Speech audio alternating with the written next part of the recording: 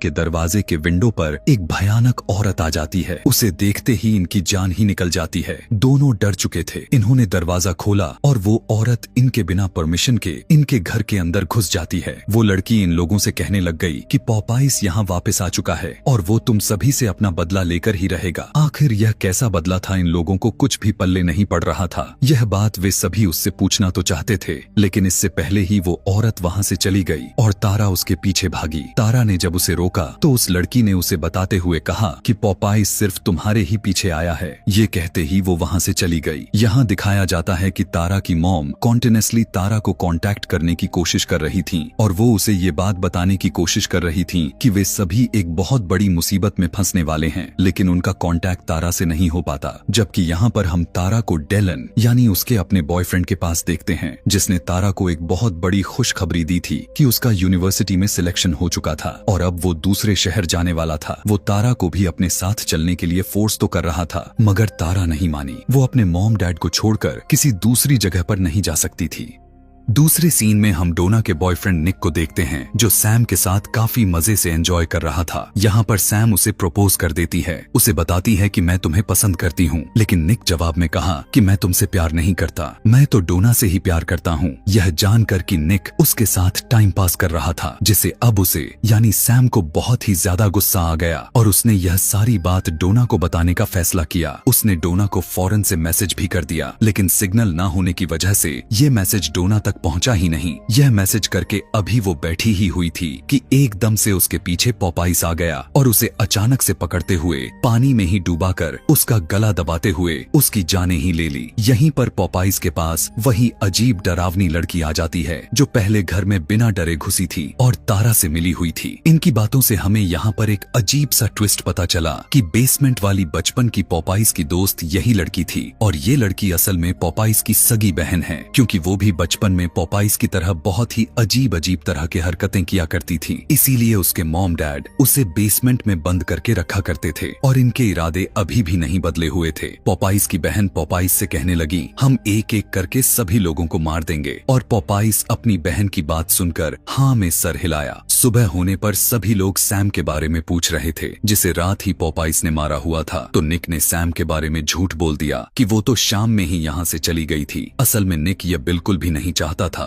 कि इनमें से किसी का भी कांटेक्ट सैम के साथ हो, क्योंकि वो अपने और सैम के बारे में सब कुछ पूरी तरह से सीक्रेट रखना चाहता था। यहाँ तक कि उसने ये भी झूठ बोल दिया कि सैम तो कल ही चली गई थी, मैंने उसे जाते हुए देखा था। दूसरे सीन में हम एक लड़की को देख पाते हैं, उसका ग्रुप मेंबर आया हुआ था। वो उसे प्रपोज करना चाहता था, लेकिन लड़की उससे कहने लगी कि मुझे तुम में कोई इंटरेस्ट नहीं। इसीलिए वो लड़का उदास होकर लेक के किनारे पर चला जाता है। जब वो लेक के किनारे पर गया, लेक के किनारे पर उसे पॉपाइस की बोट मिली, जिसके अंदर वो चला गया। यहाँ पर उसे तो कुछ नहीं दिखाई दी थी, लेकिन हमने उस आदमी की लाश को देखा जिसे पॉपाइस ने मारा हुआ था। अब इस वक्त वो अपने आप को आराम देने के लिए लेक के किनारे बैठ गया और तभी यहाँ पर पॉपाइस अपना एंकर निकालते हुए उसके शरीर के ऊपर अटैक कर देता है। अभी वो इसी दर्द से चिल्ला ही रहा था कि पीछे से पॉपाइस ने रस्सी उसके गले में लपेट दिया और उसका दम घोंटकर उसे मौत के घाट उतार दिया। आज रात ये सभी मिलकर दोबारा से एंजॉय कर रहे थे। डोना सबकी पिक्चर्स लेने में लगी थी और तभी डोना के फोन में सिग्नल्स आ गए और उसे सैम का वो मैसेज मिल गया जिसमें उसने लिखा हुआ था कि निक उसे धोखा दे रहा है। यह सुनकर वह पूरी तरह से टूट गई और यहाँ से जाने लगी। निक भी यह बात जान गया था कि उसे कुछ चीज ने डिस्टर्ब किया है। वो उसे मनाने के लिए उसके पीछे गया, मगर अब डोना उसकी एक भी नहीं सुनना चाहती थी। निक ने उसे समझाने की कोशिश की, वो उसी से प्यार करता है और उसी से शादी करना चाहता है, लेकिन डोना उसकी सुने बगैर चली गई और गुस्से में निक यहाँ दीवार पर मुक्के मारने लग गया। इसी दौरान उसका ध्यान एक कैन ने भटका दिया। दरअसल ये एक स्पिनिच कैन था। उसने उस कैन को उठाकर देखा तो उसे समझ नहीं आ रहा था कि यह यहाँ आखिर कैसे आ गया। अभी वो इतना कुछ सोचने में ही लगा हुआ था कि पीछे से अचानक पॉपाइस ने उसके ऊपर अटैक कर देता है। निक भी यहाँ कुछ कम नहीं था। उसने पॉपाइस से लड़ने की काफी कोशिश की, लेकिन पॉपाइस के मोटे हाथ उससे कई ज्यादा स्ट्रॉन्ग थे। पॉपाइस ने उसकी सारी कोशिशों को नाकाम करते हुए उसका मुंह एक लकड़ी में धंसाते हुए उसकी भी जाने ले ली। अब डोना रोने की हालत में में जो निक से दूर गई थी उसे भी एहसास हुआ कि उसे निक पर इतना भी ज्यादा गुस्सा नहीं करना चाहिए था। इसीलिए अब वो उससे माफी मांगने के लिए जब वापस आकर देखा तो वहाँ पर निक की लाश काफी बुरी हालत में पड़ा हुआ था, जिसे देखते ही उसके पैरों तले जमीन ही खिसक जाती है। एकदम से वहाँ की विंडो पर एक भयानक चेहरा दिखाई दे दिया। यह चेहरा उसी क्रिपी लेडी का था, यानी पॉपाइस के बहन का, जिसे देखकर वो एकदम चौंक गई। उसे यहाँ से भागना चाहिए था, पर वो वहाँ पर खड़ी थी। वो तब तक वहाँ पर खड़ी रही जब तक पॉपाइस उसे मारने के लिए उसके सामने नहीं आ गया। यहाँ से भागते हुए वो जंगल में जोर जोर से चीख मारने लग गई और उसके दोस्त इतनी भयानक चीख सुनकर चौंक गए। तारा और उसके साथियों ने डोना को ढूंढने का फैसला किया। जंगल के अंदर दिखाया गया कि डोना की हवा टाइट हो चुकी थी। वो इतना ज्यादा डर चुकी थी कि वो भागते भागते एक जाल के अंदर आ गई थी, जबकि दूसरी तरफ तारा के साथ डेलन और उसकी तीसरी साथी, जो तीनों मिलकर डोना को ही ढूंढ रहे थे। उसे खोजते हुए तारा को एक पिक्चर मिली जो उनकी पुराने क्लास की थी। इसमें उसकी मॉम और डेलन की मॉम भी थी, क्योंकि दोनों ही सेम स्कूल में पढ़ाया करती थीं। इस पिक्चर को देखकर ये लोग यह बात जान चुके थे कि ये सभी चीजें आपस में कनेक्टेड हैं। अभी ये सभी इसी मुद्दे को लेकर बात कर ही रहे थे कि उन्हें दोबारा अपनी साथी यानी डोना की जोर जोर से चिल्लाने की आवाज सुनाई देने लग गई।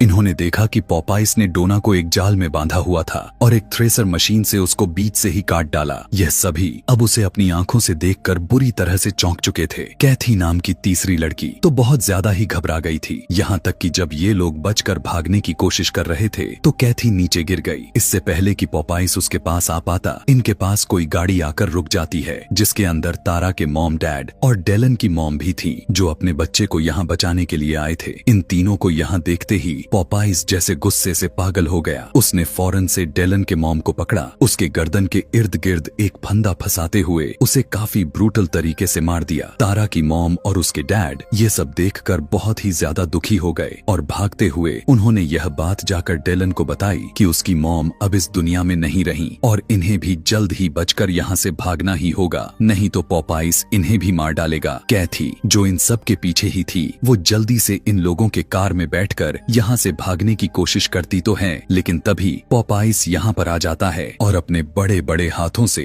वो कार को ही उठाकर पलट देता है। उसी दौरान कार के इंजन से पेट्रोल निकलना शुरू हो चुका था, जिसमें आग लगाकर पॉपाइस इस कार के साथ साथ कैथी को भी जलाकर उसकी जाने ही ले लेता है, जिससे उसकी भी बहुत ही दर्दनाक तरीके से मौत हो जाती है। इस टाइम हम देख पाते हैं कि तारा की मॉम और डेलन एक रूम में थे। तारा उनसे पूछती है कि आखिर यह सब चल क्या रहा है, तो तारा की मॉम यहाँ पर सारी कहानी का प्लॉट रिवील कर देती हैं। ये बात है आज से पूरा 15 साल पहले कि जब पॉपाइस भी बच्चों के साथ इसी टाउन में रहा करता था। वो दिखने में तो सबसे अलग था, इसीलिए वहाँ के सारे बच्चे उसे बुली किया करते थे और सिर्फ एक तारा ही थी जो उसका हमेशा साथ देती थी। यानी इस कहानी के स्टार्टिंग सीन में हमने जिस छोटी बच्चों को देखा हुआ था जिसे पॉपाइस के साथ देने पर बाकी बच्चे बुली किया करते थे, वो कोई और नहीं बल्कि तारा ही थी। लेकिन बाकी बच्चों ने उसके साथ बहुत ही बुरा किया। एक दिन जब ये बच्चे तारा को बुली करने लगे तो पॉपाइस को बहुत बुरा लगा और उसने एक बच्चे को ही जान से मार डाला। और जैसे ही यह बात टाउन वाले को पता चला तो टाउन वाले आकर उसके घर पर धावा बोल दिया, जिसमें उसके मॉम डैड मारे गए। लेकिन पॉपाइस भाग निकला और अब वो अपने मॉम डैड का और अपनी बिखरी हुई इज्जत का बदला लेने के लिए ही यहाँ आया है। वो उन सारे बच्चों को ही मार देगा जिनकी वजह से यह सारा पोजीशन उसके ऊपर आई हुई थी। तारा की मॉम बताती है